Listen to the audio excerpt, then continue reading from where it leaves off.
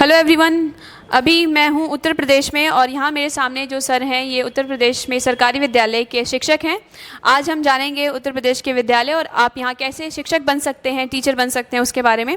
तो सर का बहुत बहुत स्वागत है हमारे चैनल टीचिंग सब्जेक्ट्स में। Thank you Nikita, thank you so much. हमारे साथ सर हैं, तो सर आप थोड़ा सा अपना शॉर्ट इंट्रो दे दीजिए हमारे स्टूडेंट्स को। मेरा नाम राहुल कुमार शर्मा है और वर्तमान में मैं उत्तर प्रदेश सरकार के जो बेसिक शिक्षा डिपार्टमेंट होता है, जिसमें कि क्लास 1 to लेकर के 5th तक के जो प्राइमरी स्कूल होते हैं, उसमें मैं एक सहायक अध्यापक के रूप में कार्यरत हूँ। तो सर आपका जो ज्वाइनिंग है वो कब हुई है, उसके बारे में थोड़ा डिटेल दीजिए।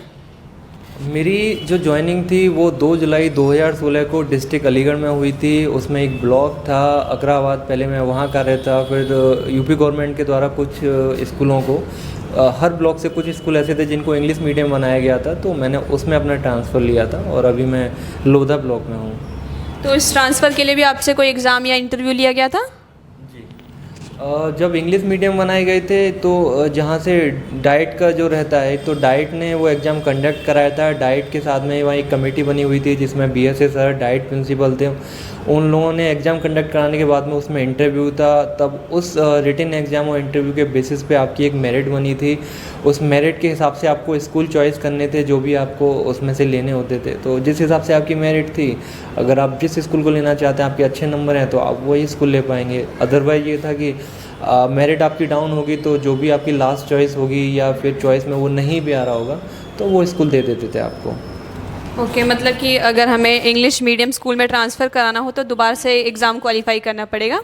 हाँ, ये सुविधा बंद कर दी गई है, क्योंकि ये पहले होता था जब अखिलेश गवर्नमेंट की सरकार थी, सपा सरकार थी, तो उनके द्वारा ये स्कीम लाई गई थी। वर्तमान में इस स्कीम को बंद कर दिया गया है। अब जो स्कूल पहले से इंग्लिश मीडियम में सिर्फ उन्हीं को कंटिन्यू किया जा रहा है, नए स्कूल अब नहीं बनाए जा रहे, तो ये एग्ज़ाम होना बंद हो गया है। अब जो ट्रांसफ़र हैं वो बेसिकली गवर्नमेंट के द्वारा ही ओपन किए जाते हैं, तो उसका क्राइटेरिया कभी 5 साल 3 साल जिन लोगों ने सर्विस की होती है तो वो उनके लिए होता है। और ये इंग्लिश मीडियम का जो कॉन्सेप्ट था वो ब्लॉक टू ब्लॉक था, यानी कि डिस्ट्रिक्ट के अंदर ही ट्रांसफ़र होता था, और ये अब इस समय फ़िलहाल बंद है ये। ओके सर, तो फिर आप ज़रा यहाँ पे स्टूडेंट को बता दीजिए कि यहाँ यूपी का ग्रेड पे क्या है। देखिए, यूपी का ग्रेड पे बहुत अच्छा है। इस समय जो है वर्तमान में 4200 ग्रेड पे है। और इसके अलावा जब से 7वां वेतन आयोग आया है तब से चीज़ें और ज़्यादा चेंज हो गई हैं। और मुझे लगता है कि यूपी में जो असिस्टेंट टीचर की सैलरी है वो मैंने तो नहीं सुना कि किसी से भी कम है, क्योंकि आप यूपी का अगर कंपैरिजन करेंगे तो वो राजस्थान हो, हरियाणा हो या इवन मध्य प्रदेश भी हो, वहाँ सबसे ज़्यादा अगर आप सैलरी में कंपेरिजन करेंगे तो आपको यूपी में मिलेगी। ओके, और तो यहाँ पे सैलरी लगभग कितनी होगी? देखिए, सैलरी में क्या होता है कि सैलरी में कई सारी चीज़ें जुड़ती हैं। जैसे कि किसी की भी नई ज्वाइनिंग होती है तो 4200 ग्रेड पे से स्टार्टिंग हो जाती है, और स्केल पे उसको बोला जाता था पहले 9300 से 34,800। ये बहुत अच्छी गवर्नमेंट जॉब में मिलता है, यानी कि एक तरीके से आप कह सकते हैं कि आप एसएससी, सीजीएल या किसी और के जरिए जाएंगे जब भी आपकी ज्वाइनिंग होती है, तो वहाँ लगभग 4200 ग्रेड पे से लेकर के स्टार्टिंग होती है 4600। तो ये ग्रेजुएशन के हिसाब से बहुत अच्छी स्केल पे है इसका। इसमें चीज़ें जुड़ती हैं जैसे कि डीए हो गया आपका, डीए के अलावा इसमें एचआरए होता है, यानी कि हाउस रेंट अलाउंस। तो ये तीनों चीज़ें मिलकर के आपकी जब सैलरी होती है तो वो मेरे को लगता है कि अगर किसी नए बच्चे की ज्वाइनिंग होगी तो 47 to 50 के समथिंग मुझे लगता है कि एट प्रेजेंट आज के सिनेरियो में उसको 50,000 रुपये से लेके 47,000 रुपये तक में मिलेंगे। वो मैं इसलिए कह रहा हूँ इतना वेरिएशन 3,000 रुपये का। देखिए, एचआरए जो मिलता है वो 3 कैटेगरी का होता है। एक होता है कि रूरल, एक होता है अर्बन, और एक होता है सिटी एचआरए, यानी कि जिसको नगर क्षेत्र का जो बोलते हैं हिंदी में। तो यहाँ नगर क्षेत्र और जो अर्बन वाला है उसको बेसिकली एक ही कैटेगरी का मिलता है। जो असिस्टेंट टीचर हैं उनको इस समय जैसे 4,040 मिल रहा है। अगर आपकी पोस्टिंग किसी रूरल एरिया में होती है जिनको पिछड़ा ब्लॉक बोला जाता है, वो हर डिस्ट्रिक्ट के अंदर मेरे ख्याल से 2 या 3 ही होते हैं जिनको अर्बन बोल लीजिए आप, या सिटी का एचआरए मिलता है। बाकी मोस्टली लोगों को जब भी नई ज्वाइनिंग होती है तो उनको रूरल का मिलता है, तो उसमें करीब 1700 से 1800 रुपये रहते हैं। तो इन दोनों का आप डिफरेंस देखेंगे तो करीब करीब 2 से 2500 का हो जाता है। जो अर्बन में जाएगा उसको 4040 और जो रूरल में जाएगा उसको 1800 से 2000 रुपये, यानी कि 2000 रुपये का सीधा डिफरेंस है। ये डिफरेंस जैसे जैसे आपकी पोस्ट बढ़ती जाएगी वैसे वैसे ये डिफरेंस बढ़ता जाएगा। ओके, मतलब यहाँ पे अगर हम नए स्टूडेंट्स आते हैं, नए टीचर बनते हैं, तो उनको लगभग 50,000 तक की सैलरी मिल सकती है ना? हाँ, ऑन एन एवरेज आप बोल सकते हैं कि 50,000 से थोड़ा सा कम ही रहेगा। ओके, फिर भी 50,000 या फिर 47,000 में मिलते हैं तो भी बहुत है अभी की सिचुएशन के अकॉर्डिंग, जहाँ नौकरी पाना बहुत ज़्यादा मुश्किल है। देखिए, मैं निकिता आपको बताना चाहता हूँ कि जो मैंने कहा कि 47 से लेके 50,000 सैलरी में, तो मैंने उसमें बताया कि उसमें एचआरए का डिफरेंस होता है, यही डिफरेंस होता है, बाकी और उसमें कुछ नहीं होता। बाकी तो है कि जैसे जैसे डीए में गवर्नमेंट इंक्रीजमेंट करती है तो वो सारी चीज़ें तो रेगुलर बेसिस पे मिलती ही मिलती हैं। सबसे बड़ा फ़ायदा ये यूपी में है, वो है प्रोबेशन पीरियड का। मैंने देखा है कि आप राजस्थान में जाएंगे, आप बिहार में जाएंगे तो आपका प्रोबेशन पीरियड कम से कम एटलीस्ट 2 साल का होगा। उस प्रोबेशन पीरियड में जो आपको सैलरी मिलेगी वो शायद 20 या 25,000 रुपये मिलेगी, यानी कि 4200 ग्रेड पे की वो भी जॉब होती है, लेकिन वो 2 साल का प्रोबेशन पीरियड कंप्लीट करने के बाद में आपको दिया जाता है। यूपी में सबसे बढ़िया यही है कि यहाँ जो ग्रेड पे, जैसे मैंने आपको बताया है, यहाँ प्रोबेशन पीरियड में भी आपको सैलरी उतनी ही मिलती है जितना कि आपका प्रोबेशन पीरियड कंप्लीट होने के बाद में मिलती है। तो ये प्रोबेशन पीरियड और जगह ज़्यादा है, जैसे कि बिहार में 2 साल का होता है, यूपी में ये 1 साल का है। और प्रोबेशन पीरियड का मतलब ये होता है कि एक तरीके से इसको ऐसे रखा गया है कि आपके जो डॉक्यूमेंट वेरिफिकेशन होते हैं करीब 3 से 4 महीने में डॉक्यूमेंट वेरिफिकेशन हो जाता है। इसके अलावा एक शिष्टाचार की बात आती है, क्योंकि आप टीचर बन रहे हैं या किसी भी जॉब में हैं तो क्या आप उसकी जिम्मेदारी सही तरीके से निभा रहे हैं, या उसमें कोई भी ऐसी चीज़ें आती हैं कि आपका जो व्यवहार है वो नैतिकता के साथ नहीं है, तो गवर्नमेंट उस सब को देखने के लिए 1 साल का आपको प्रोबेशन पीरियड देती है। और ये नॉर्मली आपको महसूस भी नहीं होगा कि आपका प्रोबेशन पीरियड कब कंप्लीट हो गया, क्योंकि इसमें चीज़ें कुछ अलग होती नहीं है। आपको as a normally teacher treat किया जाता है, उसमें कोई भी आपको ऐसा नहीं कहता कि नहीं आपका प्रोबेशन पीरियड चल रहा है तो आप इस तरीके से रहो। नॉर्मल जैसे आदमी रहता है वैसे ही सारी चीज़ें करती जाती हैं। अभी हमने काफ़ी सारी चीज़ें जान ली हैं अपना यूपी गवर्नमेंट के बारे में, यहाँ के टीचर्स को क्या फैसिलिटी दी जाती हैं। इसके साथ मैं ये भी पूछना चाहूँगी आपसे कि यहाँ पे छुट्टियों का क्या प्रोसेस है? एक शिक्षक को 1 साल में कितनी छुट्टियाँ मिलती हैं यहाँ पे? देखिए निकिता, छुट्टियां जो मिलती हैं हमें कैजुअल लीव, वो मिलती हैं हमें 14, यानी 1 साल के अंदर आप 14 छुट्टियां ले सकते हैं। इसके अलावा जो गवर्नमेंट के द्वारा पहले से निर्धारित कुछ छुट्टियां हैं, जैसे कि गर्मियों की और सर्दियों की, जो विंटर वैकेशन या समर वैकेशन जैसे बोलते हैं, तो उसमें जो विंटर वैकेशन होती हैं वो 31 दिसंबर से 14 जनवरी तक की फ़िक्स हैं, और 20 मई से और 14 जून ये जो हैं गर्मियों की छुट्टियां फ़िक्स हैं। इसके अलावा क्या होता है कि आपको मेडिकल की जो लीव मिलती हैं वो 1 साल की, यानी 365 आपको मेडिकल लीव मिलती हैं, जिनको आप कभी भी ले सकते हैं जब भी आपको परेशानी होती है। इसके अलावा अगर आप फीमेल टीचर हैं तो जैसे मैंने बताया कि मेडिकल लीव हुआ या कैजुअल लीव हुई या विंटर की, ये तो सबको कॉमन ही होती हैं।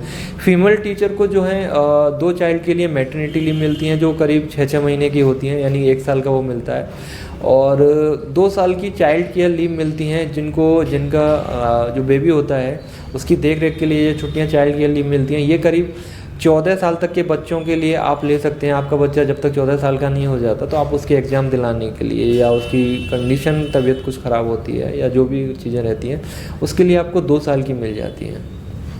ओके सर, अब आपसे मैं ये पूछना चाहूँगी कि आप यहाँ का जो सिलेक्शन प्रोसेस है वो ज़रा बताइए स्टूडेंट को, क्योंकि अभी तक काफ़ी एक्साइटमेंट हो गया होगा सभी में कि उनको भी यहाँ पे जॉब लेने के लिए ट्राई करना है। तो आप बता दीजिए कि यहाँ सिलेक्शन प्रोसेस क्या है। देखिए, पहले तो एलिजिबिलिटी की बात करते हैं हम लोग। तो यूपी में अब तक क्या है कि डीएलएड होना चाहिए, और डीएलएड के लिए जो पहली प्रायोरिटी है कि आप ग्रेजुएशन करने के बाद ही डीएलएड कर सकते हैं। तो पहली कंडीशन तो ये आई। उसके बाद में क्या रहता है कि यहाँ 40 और 60 का रेशियो रहता है, यानी कि 40% आपकी एकेडमिक मेरिट रहती है और 60% आपका जो सुपर टेट के नाम से जो टेस्ट होता है, जो गवर्नमेंट आप सी टेट या यूपी टेट क्वालिफाई करने के बाद में उस एग्ज़ाम को देते हैं, तो उसमें जो आपका स्कोर होता है उसका 60% और आपकी जो एकेडमिक मेरिट होती है उसका 40%, दोनों को एडिशन करने के बाद में एक डिस्ट्रिक्ट लेवल पे एक मेरिट डिसाइड होती है। अभी कुछ दिनों से ये ट्रेंड थोड़ा सा चेंज हो गया है, यानी कि रेशियो तो वही है 40-60 का। पहले क्या होता था कि ये वैकेंसी डिस्ट्रिक्ट वाइज जाती थी कि एक डिस्ट्रिक्ट में इतनी वैकेंसी, अब जो वैकेंसी आती हैं वो पूरे यूपी की एक साथ आती हैं, और उसमें ये आप नहीं कह सकते कि मेरे को कोई भी एक डिस्ट्रिक्ट ही मिलना चाहिए। वो गवर्नमेंट के ऊपर आप अपनी जितनी अच्छी आपकी मेरिट होगी उतना ही आपके चांसेस हैं कि जो आपने डिस्ट्रिक्ट मांगा हुआ है आपको उसमें वही ज्वाइनिंग मिल जाए। कि मतलब कि स्टूडेंट को यहाँ पे अपना जॉइनिंग लेने के लिए उनका एकेडमिक्स में भी अच्छा मार्क्स होना चाहिए और इसके साथ ही यहाँ पे जो सुपर टेट सब होता है उसमें भी उनको अच्छा स्कोर करना पड़ेगा। ओके, उसके बाद आप बताइए कि यहाँ पे जॉइनिंग लेने के लिए स्टूडेंट को किस तरह से पढ़ाई करनी चाहिए, वो क्या क्या चीज़ों पे फोकस करे कि उसका यहाँ पे सिलेक्शन हो जाए। देखिए, मैं तो यही कहूँगा कि जब भी आप बीटीसी या बीएड, क्योंकि पहले यहाँ असिस्टेंट टीचर बनने के लिए प्राइमरी में बीटीसी या डीएलएड जिसको हम बोलते हैं, ये सारी चीज़ों की ज़रूरत थी, लेकिन अभी फ़िलहाल गवर्नमेंट ने इसमें बीएड भी अलाउ किया हुआ है। क्योंकि पहले यूपी में जो डीएलएड थी उसको बीटीसी के नाम से माना जाता था, लेकिन एनसीटी के 2014 के नोटिफिकेशन में जब सारी चीज़ें आई, क्योंकि इसको अलग अलग नाम से बुलाया था, जम्मू कश्मीर में इसको जेबीटी बोल दिया, कहीं और कुछ बोला जा रहा है, तो इन सबको क्या होता था कि इन सब की वजह से डिफरेंस होता था कि हाँ ये बेसिक एजुकेशन का ही सर्टिफिकेट है या जो भी है, तो उसकी वजह से एनसीटी ने एक नोटिस 2014 में दिया और इन सारे कोर्सेज को उन्होंने डीएलएड के इक्वलमेंट माना। तो उनको अब उन्होंने बोला है कि आप किसी भी स्टेट में हो ये कोर्स डीएलएड के नाम से होंगे। तो यूपी में भी यही हो रहा है कि अब ये कोर्स जो है वो डीएलएड के नाम से हो रहा है। दूसरा, जब भी आप डीएलएड की पढ़ाई पढ़ते हैं तो लोगों को लगता है कि कुछ बोरियत हो रही है या कुछ है। देखो, बोरियत तो हर चीज़ में होती है, आपको कोई भी ऐसी चीज़ जो अननेसेसरी लगती है उसमें बोरियत होती है, लेकिन मुझे लगता है कि जिस हिसाब से आज की जो डिमांड है ना, क्योंकि एग्ज़ाम जो है उसका लेवल बढ़ता जा रहा है, कंपटीशन बढ़ता जा रहा है, तो आपको अपने हिसाब से चीज़ों को समझना होगा।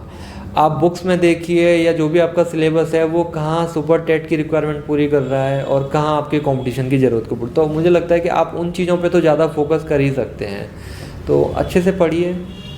और तो सर, अभी आपने बोला कि यहाँ पे जो यूपी में जो डीएलएड होता है वो ग्रेजुएशन के बाद होता है, लेकिन काफ़ी सारे अदर स्टेट जो हैं वो आपका ग्रेजुएशन से पहले ही, मतलब अगर आपने 12th कर रखा है उसके बेसिस पे ही डीएलएड में एडमिशन ले लेते हैं। तो क्या यहाँ पे अगर यूपी में किसी स्टूडेंट को जॉब चाहिए तो उसका पहले ग्रेजुएशन होना कंपलसरी है?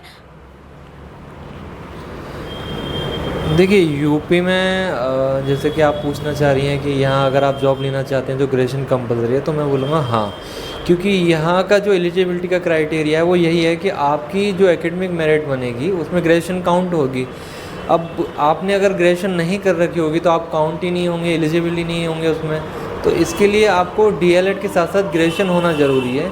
फ़िलहाल और स्टेटों में ये होता है कि वो 12th के बाद में डीएलएड करा देते हैं, लेकिन यूपी में ऐसा नहीं है। यूपी में हमेशा से पहले ग्रेजुएशन, उसके बाद में डीएलएड के लिए ऑप्शन खुलता है। तो फिर भी अगर किसी को ये है कि वो अगर कहीं बाहर से उसने 12th के बाद में डीएलएड की है, तो मैं कहूँगा कि वो प्राइवेट या तो ग्रेजुएशन कर लें अपनी, या फिर डीएलएड के बाद में करें, क्योंकि यूपी में ग्रेजुएशन के साथ में डीएलएड होना ही मस्ट है। मतलब कि यहाँ पे अगर आपने पहले से डीएलएड कर रखा है तो वो बाद में अपना ग्रेजुएशन कर सकता है, तो भी यहाँ पे वैलिड माना जाएगा ना उस स्टूडेंट को? जी बिल्कुल बिल्कुल। हाँ, अगर उन्होंने बाद में यहाँ आके ग्रेजुएशन किया हुआ है या 12th के बाद में किया है, कुल मिलाकर के दो चीज़ें, दोनों ऑप्शन खुले हुए हैं कि आपको डीएलएड भी होना ज़रूरी है और उसके साथ में आपको ग्रेजुएशन होना भी ज़रूरी है। आपने 12th के बाद में पहले ग्रेजुएशन की है उससे भी कोई फ़र्क नहीं होता, या आपने पहले डीएलएड कर लिया फिर आप उसके बाद में ग्रेजुएशन कर रहे हैं तो उसका भी कोई फ़र्क नहीं है। ओके सर, ये मोस्ट इम्पॉर्टेंट क्वेश्चन था स्टूडेंट का, क्योंकि अगर ये यहीं छोड़ देते तो बच्चे इस पे बहुत डाउट करते, इसलिए मैंने सोचा कि यहाँ इसको क्लियर करना सही रहेगा। तो आपका बहुत बहुत शुक्रिया, आपने इतना टाइम दिया, इतना कीमती समय हमारे साथ शेयर किया, हमारे स्टूडेंट्स को आपने इतनी सारी इन्फॉर्मेशन दी यूपी के टीचर्स के बारे में, यूपी के स्कूल के बारे में। तो अभी आप कोई बेस्ट विशेस देना चाहते हैं स्टूडेंट को तो दे सकते हैं। देखिए, मेरी बहुत सारी शुभकामनाएं हैं। आने वाले जो भी परीक्षार्थी इसको देखेंगे या इस समय जो भी परीक्षार्थी इसको देख रहे हैं उनको मेरी अग्रिम शुभकामनाएं। आप अच्छे से पढ़िए। यूपी में अगर टीचर से रिलेटेड कोई भी आपको समस्या आती है, पढ़ाई को लेकर के, क्या सिलेक्शन प्रोसेस होता है, आगे का क्या स्कोप है, तो आप मेरे को कमेंट कर दीजिएगा, मैं उनको देख लूँगा, जितना भी हो सकेगा मैं उनका उत्तर दूँगा। इसके अलावा भी मैं इसमें एक बात जोड़ देता हूँ कि बहुत से लोगों को लगता है कि इसमें आगे क्या स्कोप है। देखिए, हम लोगों की जो जॉइनिंग होती है वो 4200 ग्रेड पे से स्टार्टिंग होती है, जो कि सफिशिएंट है एक। उसके बाद में 4600, फिर 4800, इस तरीके से हम आगे बढ़ते हैं। यानी 4200 पे जो होता है वो असिस्टेंट टीचर के रूप में लगता है। देन उसके बाद में जब प्रमोशन होता है तो वो 1 to 5th का या तो प्राइमरी का हेड बन जाएंगे, या फिर क्लास 6 to 8 में एक असिस्टेंट टीचर के रूप में उनको प्रमोट किया जाएगा। यानी कि एक 6 से 8 तक का जो टीचर होते हैं उनकी सैलरी, या प्राइमरी के जो हेड होते हैं या प्रिंसिपल जैसे बोलते हैं एक तरीके से, उन दोनों की सैलरी बिल्कुल बराबर होती है। वो आपके ऊपर निर्भर करता है कि आप प्रमोशन में क्लास 6 से 8 में जाते हैं या फिर 1 to 5th के हेड बनते हैं। तो यहाँ अच्छा स्कोप है। हालांकि प्रमोशन थोड़ा सा लेट ही हो पाता है, क्योंकि करीब 7 साल तो लग ही जाता है उन्हें एवरेज। तो अच्छा है, आप लोग अच्छे से तैयारी कीजिए। और जैसा कि टीचिंग सब्जेक्ट को मैं खुद फॉलो करता हूँ, बहुत अच्छे से ये चीज़ों को समझाती हैं। तो आपको कोई भी अगर परेशानी आती है तो आप कमेंट बॉक्स में उसको लिख दीजिएगा। जो भी सॉल्यूशन होगा हम करेंगे, कोशिश करेंगे उसे जल्दी से जल्दी आपकी वो डाउट सॉल्व कर दें। ओके सर, आपका बहुत बहुत थैंक यू। तो आज जो है हमारा यहाँ इंटरव्यू क्लोज़ होता है। आपको कैसा लगा यूपी के जो भी टीचर्स हैं उनका स्टेटस जान के, और यहाँ जो स्कूल्स हैं उनके बारे में जान के, कमेंट बॉक्स में कमेंट करिएगा। अभी भी आपके कोई भी डाउट हैं यूपी में टीचर बनने से रिलेटेड तो आप कमेंट करिए, ताकि सर उनको देख लेंगे और उनका आपको आंसर कर देंगे। ओके, तो वीडियो कैसा लगा प्लीज़ लाइक शेयर सब्सक्राइब करके बताइएगा। Thank you.